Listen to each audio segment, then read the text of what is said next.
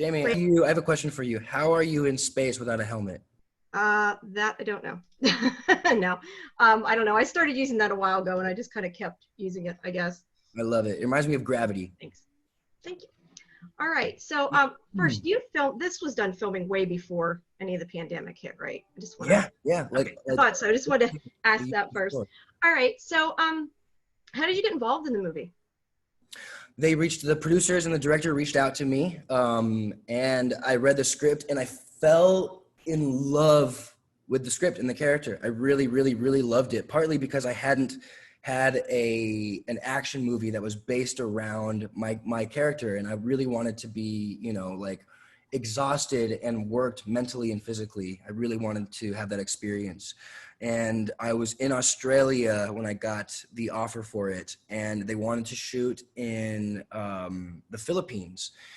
And I had to be home. It was like I was scheduling a bunch of different things that was based around Los Angeles. And I was like, if you guys can get it to shoot in Los Angeles, then that's perfect. And I would love to have that happen. Obviously, that's always an awesome thing to have. Yeah. And as much as I wanted to go to the Philippines, I just couldn't do it with my schedule. And they were like, okay, we'll do it. And I was like, really? It was that easy? And so we got to do it in Los Angeles. And I just dug in. I wanted to repay the favor of them bringing it to Los Angeles in my work ethic, and in all the physical like stunts that I had to do. I just really wanted to be on board and go all in on this movie. Well, it's a really good movie. I really enjoyed it. Thank you. Freaked me out at parts, but I really enjoyed it. Pretty creepy. Yeah, it was. Well, I was going to ask you what you were attracted to, but you kind of said that. So was there any special preparation or anything that you did beforehand? I don't know, maybe watching zombie movies. I have no idea. Oh, I've been a fan. I've been a fan of zombie movies since the beginning, and I even have a zombie tattoo on my calf. It's a zombie arm that's cut off. There's bone and blood and weird arm guts hanging from it. So I'm a huge fan of zombies, and so that was already exciting for me. But my preparation, my character has to grow this huge beard. Yes. And that was all real. And I've never grown a beard that big before. And so that was really my only preparation. And then, I didn't want to hurt myself for these stunts. So I was, kind of working out, stretching a little bit. But my character, he's supposed to be emaciated because he hasn't had much food in 40 days. So I couldn't be like really buff. That's my excuse to not work out. But yeah, I had to grow this massive, massive, massive beard. And before I even got the like word that I was doing the movie, I just started growing the beard and putting it out in the universe. And I'm like, okay, I'm growing this beard. I'm going to do this movie. And it worked out. And so that was really my only preparation. And then, the character is very in-depth and deep. And there's a lot of layers to him that I kind of related to. So, I dug deep in myself and kind of pulled some stuff out to play him. So there was definitely some preparation. Okay, cool. Now you mentioned the stunts and kind of the action part of it. Can you talk a bit about that? Any training you had? Or, I know you've done that kind of thing before, but.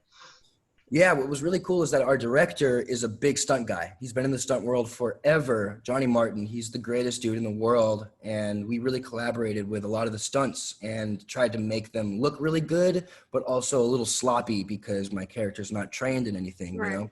And so he hired these stunt guys that I knew from Teen Wolf, and they had been with me for years. And that adds this comfortability because I knew that they were going to protect me no matter what. When I was jumping 60 floors or 60 feet down, jumping from one balcony to another, and there's just nothing underneath me, and I'm like in a harness. And so I was really comfortable on the set, thank God, because like I knew these stunt guys, and that really makes a big difference.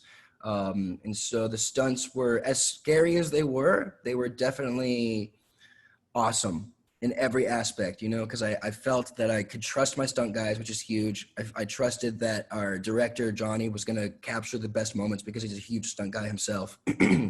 And I just went all in, and I was like, okay, I'm even going to hurt myself. Like I was bruised like crazy, and I wanted that, I wanted to give it my all. And oh God, it was so much fun. I miss it. Yeah, it seems like it would be a fun one to do. Wow. So obviously for, well, most of the movie, but definitely the beginning part, it's just you.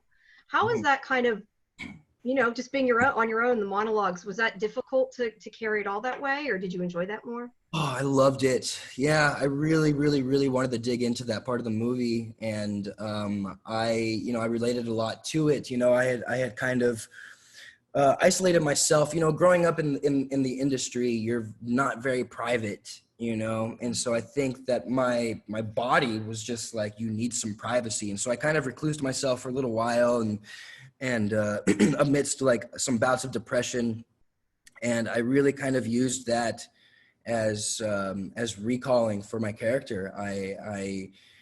I just put myself back into that place a little bit, and it was just so much fun. And I love working alone on a set, and no pun intended, because I just love the crew, and I'm a producer also, and I've directed a bunch of stuff, and I love being a part of the crew, not just an actor. And so working alone with the crew, no pun intended, I just really find that to be my place, and we're able to like do things really smoothly and keep the day going and just keep the morale up also, which is very important, especially in close quarters that we had in the set of Alone. And so I loved that part. I loved filming alone. But then we got to have these awesome guest stars too that came in and like alleviated some of the depressing times of me being alone. And it made everything, it was just a perfect scenario. I loved it. I loved working with Donald in the summer. It was so cool. It was so cool. Well, now after all this pandemic has happened here in real life, has it made you think about your character, about the film differently? Not so much differently. No, it's just bizarre how how synchronized it is with the world. None of us expected that this pandemic was going to happen when we were filming a pandemic movie. Right, right. And it's so bizarre that, because, a lot of zombie movies, they go out into the world and they try to fight for survival. My character doesn't do that. He's very much quarantining himself, which is so bizarre how much it aligns with what's happening nowadays. And I kind of see it as symbolism for the world. My character kind of like, he's going through this really crazy stuff, but he tries to learn to deal with it, and I feel like the world is kind of doing that right now. As messed up as everything is, it feels like there's regrowth happening, which is really interesting.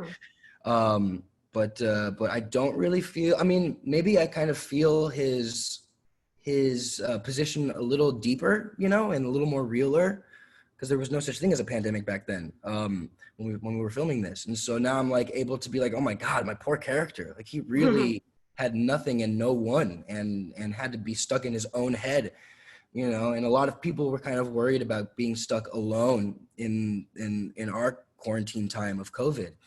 And a lot of people have had some growth. A lot of people have been broken down from it. And I can't even imagine. My character started going crazy, but then learned to kind of love himself and be okay with everything that's going on. So it's pretty intense, the symbolism. Right. Speaking of symbolism, and this is a little sidetrack here, but I was originally going to ask you about applying all those tattoos, and then I realized they weren't applied; they were real. Do you have one that has like a specific story behind it, or anything like that? And also, just out of curiosity, why all American traditional? Oh, I love that the genre. I watch Ink Master. Yes, that's my favorite show. I love Ink Master. American traditional. So I just love the artwork, just holds up forever. I love the classicness of the artwork. It's been around since tattooing first got really popular in America, and it still is really popular to this day. And I just really fell in love with the artwork. I don't know, what's really cool is that it looks kind of like almost like a kid drew everything, but the way that it's tattooed, you need to be pretty damn good at tattooing to make it look this good. And so I just fell in love with the artwork, and I don't really have too many tattoos that really are symbolic to me. The tattoos themselves are just, the artwork itself is symbolic. Like I find artists that I really, really love, and I will go to their tattoo shop and just basically say, tattoo whatever you want on me. That's like in their flash, in all of their artwork. And so I kind of stopped trying to find tattoos that meant something because I knew I wanted to be covered in tattoos. I'm like, that's a lot of meaning. That's a lot of symbolism I have to kind of dig out of my butt. But I love being able to travel across the world, find these artists that really mean something to me, who are great in their and are respected in their line of profession. And now whenever I get tattooed by a tattoo artist, they see my arm and they're like, wow, who did that? Who did that? And they know all the artists and they're like, wow, I'm kind of intimidated to tattoo this arm because there's so much like great work that I've idolized forever on your arm, you know? And so that's kind of a cool thing that like tattoo artists I admire are a little afraid to tattoo me because there's so much other legendary work on there. So yeah, you've got a lot. I have a couple, but not that many. yeah, it hurts. Yeah. So this being a, well, sort of horror movie, I guess you'd call it a horror movie. At first I thought it was like going to be a romance and then it totally turned into a horror movie. Yeah. What scares you just in general? Oh man, I've never liked flying. Flying has always scared me. I know turbulence is safe. You know, there's nothing happening, but it just feels awful. I don't like being alone, or sorry, well that's kind of true, but I don't like being without my puppies. Where is he? There's one in here somewhere. I don't know if you can see him. Somewhere in there. He's right there. Oh. Little head. And then I got another one over here. She's asleep. So I don't like being without my puppies, and I'm afraid of the world imploding on itself. Like right. not like a star, like actually like the world like killing itself. So that's pretty much it. I'm not really afraid of monsters. I've just been around horror stuff my whole entire acting career, basically. So it's kind of made me less afraid of monsters, but also people. Sometimes people are kind of scary, you know? That's true. That's true. Yeah. All right. I think we have time for one more.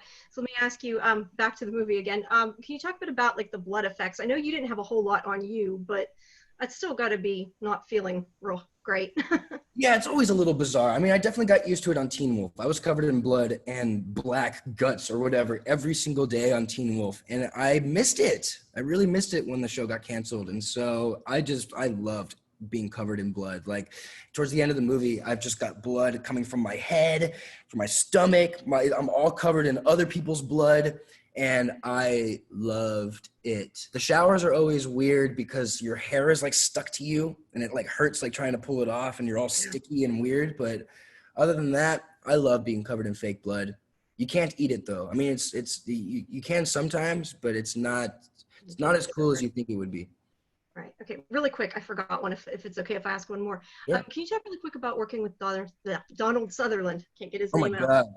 So, okay, I don't really get starstruck too often anymore or like nervous working, but that dude is such a legend in every aspect. And I've grown up watching him and it was awesome. You know, it's been a long time since I've had that sort of feeling on set where like, okay, I really have to like give it my all. Not that I wouldn't give it my all, but I wanted to impress him, you know? Mm-hmm. And I think I did. Like we definitely found a respect for one another working on set, and we started joking around with each other and like doing little pranks and just messing with each other. But then also when the cameras were rolling and we said action, we were so professional and just dug into the scene work, and we really played off of each other. Like I remember when the camera was on him, I would give him all of my emotion and sometimes cry.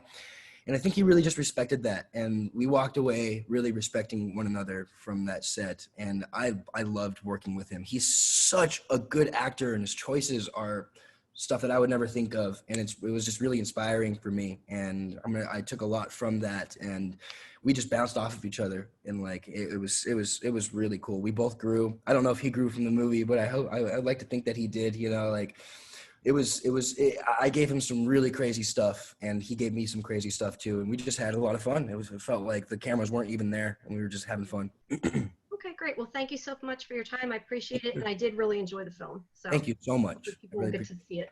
Thanks a lot. Yeah, thank you. Bye.